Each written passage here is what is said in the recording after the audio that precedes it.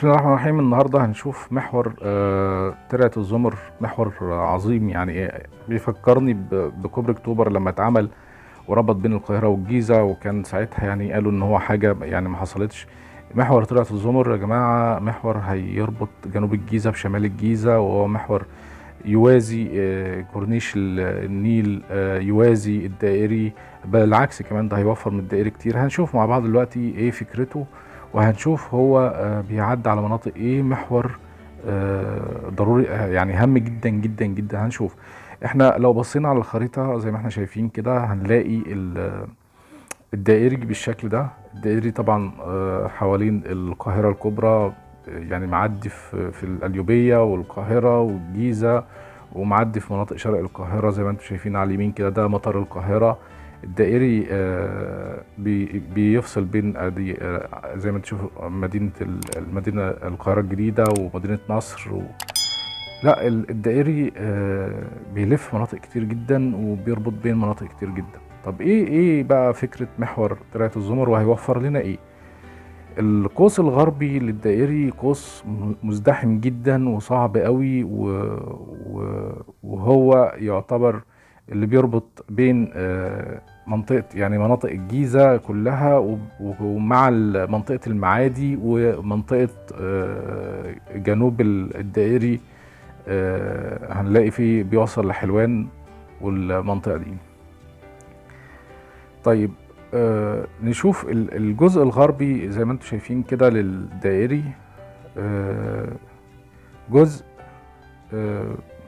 فيه كثافة سكانية عالية جدا، وبيوصل طبعا كل حركة النقل اللي رايحة الصعيد واللي جاية من الدلتا وفي اتجاه الصعيد أو الواحات. فمحور ترعة الزمر أنا رسمته، يعني انتوا لو خدتوا بالكم هو الخط اترسم من شوية. هو واصلة، يعتبر واصلة بتوفر كتير جدا جدا من لفة الدائري. انتوا زي ما انتوا شايفين الخط الأحمر اللي تحت ده اللي بالعرض ده الدائري في منطقة المنيب. معدي زي ما انتم شايفين النيل معدي في جزيرة في النص اهوت. الدائري في الجزء ده بيحصل له توسعة اليومين دولت وبيطوروه. لكن لو جينا ناخد بس يعني نقرب بس الخريطة كده نشوف نظهر. زي ما انتم شايفين الجيزة فيها يعني مناطق سكانية كتير جدا. ده خط سير المحور الجديد. بصوا يا جماعة، يعني ده هو موازي للنيل، يعتبر موازي للنيل. لكن لو شوف بقى الدائري ده الدائرة اهوت، ودي وصلت لحد هنا كفر غطاطي، وبعدين وصلت المريوطية هي دي، وبعدين ده الدائري القبلي لحد المنيب او محور المنيب، وده الجزء اللي بيعدي النيل في اتجاه اثر النبي. شوفوا يا جماعة هنوفر قد ايه مسار الدائري اللي على الشمال ده. شوفوا المناطق اللي هيخدمها المحور ده: منطقة فيصل والهرم، ومنطقة ناهية وبلاد دكرور وشتيل، وفي على اليمين هنلاقي المهندسين والدقي ومنطقة الجيزة وجامعة القاهرة. لا لا لا، محور بصراحة. هنشوف مع بعض برضو من قريب كده، نقرب شوية. طبعا احنا الدائري تحت هنا مجرد ما بتعدي النيل بتلاقي على يمينك كده القرية الفرعونية والجزء ده. لكن هو محور ترعة الزمر طبعا هي ترعة كانت شقة الجيزة من يعني واصلة من الجنوب للشمال. الترعة بقالها فترة كبيرة اتردم فيها أجزاء وما بقتش مستخدمة.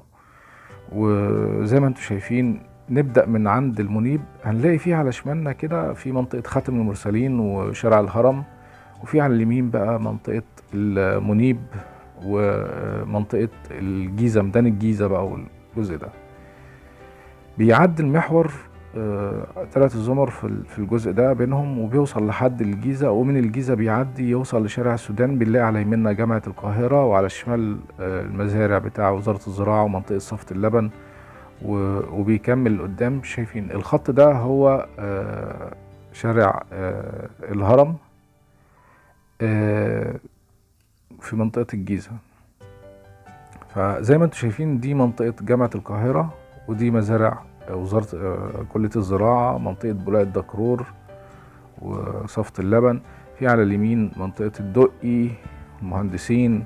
لا محور بصراحة هيربط كتير أوي. زي ما انتم شايفين هنلاقي فيه كوبري الجامعة، وده الشارع اللي هو محور صفت، وطبعا شارع جامعة الدول اللي فوق ده، واللي تحت بنلاقي شارع البحوث اللي بيودي على ميدان التحرير.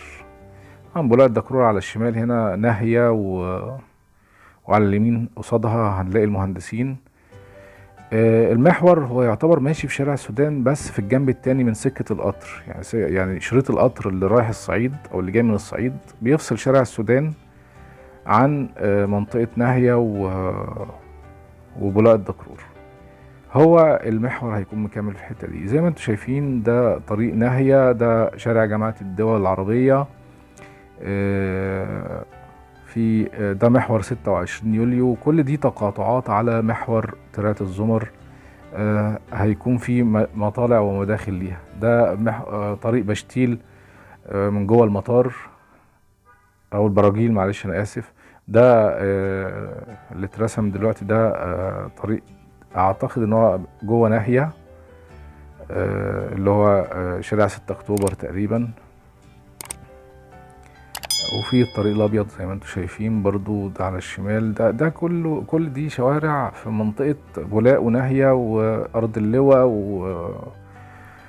والبشتيل، البراجيل انا اسف. طبعا المحور مكمل اهوت. هيقطع الدائري في منطقة بشتيل، او تحديدا منطقة اسمها لعبة. اللي رسمناه الاحمر ده محور احمد عرابي، وبيوصل لحد جامعة الدول. وده محور 26 يوليو. وده زي ما قلنا طريق البراجيل، ده بيوصل بين امبابة والبراجيل من جوه المطار. هيكون في شوفوا التقاطعات، كمية التقاطعات اللي هتكون في الحتة دي. كل دي محاور هتخليك تناور لو انت طالع من امبابة رايح بولاق الدكرور.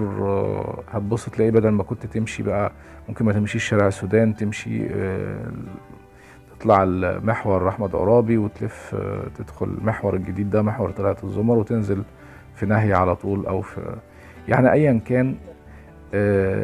طبعا هي القصة مش قصة ان هو بيخدم مناطق الجيزة، لا ده هي الفكرة ان هو بيربط اللي جاي من الصعيد عامة وكان لازم يلف الدائري، واللي جاي من المعادي ورايح شمال الجيزة كان لازم يلف الدائري ويواصلة المريطية. يا جماعة متوقع ان المحور ده هيخدم 5 مليون بني ادم، او 5 مليون مواطن مصري في اليوم. متخيلين؟ هينقل بين الشمال، ناس رايحة شمال الجيزة لجنوب الجيزة، غير العربيات، الاتوبيسات، الملاكي، عربيات النقل، الخضار، الفاكهة، عربيات اللي شغال المصانع. كل ده بيتنقل من الجنوب للشمال. هيوفر كتير ان هو يروح على وسط المريطية. زي ما انتم شايفين طريق رايح جاي هيكون في بعض الاماكن 7 حارات، واماكن تانية هيكون 4. الطريق ضيق جدا، وشفتوا العمارة اللي كانوا اتكلموا عنها قريبة من المحور. الطريق بيتشق بصعوبة جدا جدا، وبيتعمل في اماكن ضيقة. زي ما انتم شايفين اللي جاي من اتجاه المعادي تحت، السهم اللي تحت خالص باللون النبيتي ده، مش عارف اللون ده ايه، من تحت كده. اللي جاي من المعادي هياخد المحور ده، هيطلع على طول على الوراق ومنطقة المؤسسة. كل دي محاور يمين وشمال على المحور. ان كان شارع الهرم، شارع فيصل، منطقة ناهية، بولاق، ارض اللواء، ده كله غرب الطريق. وده بيكون بين الدائري ومحور ترعة الزمر. في البراجيل طبعا كمان. وفي على اليمين طبعا من اول الجيزة وجامعة القاهرة والدقي والمهندسين وفوق بقى 100 عقبة ومنطقة امبابة. كل ده على يمين الطريق زي ما انتم شايفين هو مجرد خط كده، بس الخط ده طوله حوالي 12 كيلو متر. المسافة دي معناها ان انت لو ماشي بسرعة 60 كيلو متر على الساعة بالعربية يعني هتوصل في 10 دقايق. فتخيل ان انت توصل من المنيب لشمال الجيزة منطقة امبابة المهندسين، المهندسين هيكون اقل من 10 دقايق كمان. فتخيلوا المحور ده ثورة بجد يا جماعة، يعني حاجة كويسة جدا واختراع يعني هيوفر كتير قوي. القوس الغربي ده كله هيتشال من عليه ضغط كبير. اتمنى يكون الفيديو واضح بالنسبة لكم، لان طبعا الطريق لسه تحت الانشاء فمعرفتش اصور عليه. اشوفكم على خير، واتمنى تشتركوا في القناة عشان تشجعونا ان احنا نكمل. اشوفكم الفيديو الجاي ان شاء الله، ومع السلامة.